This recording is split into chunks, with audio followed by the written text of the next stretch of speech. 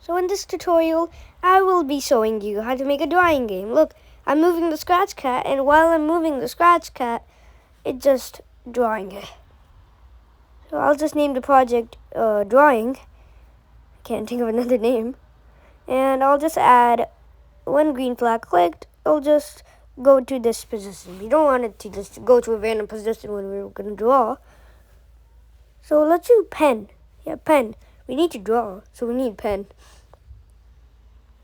Let's you set size, pen size to like 10 is a good size.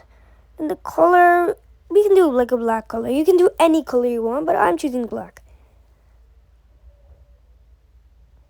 Then we just want it to draw all the erase all the drawings that have happened before. Now I'm going to add a forever loop. And now after this forever loop, I'm going to add an if statement. And it's going to be like mouse down, like when it's clicked. Then pen down. We're going to do pen down. And yeah, we can do go to random position.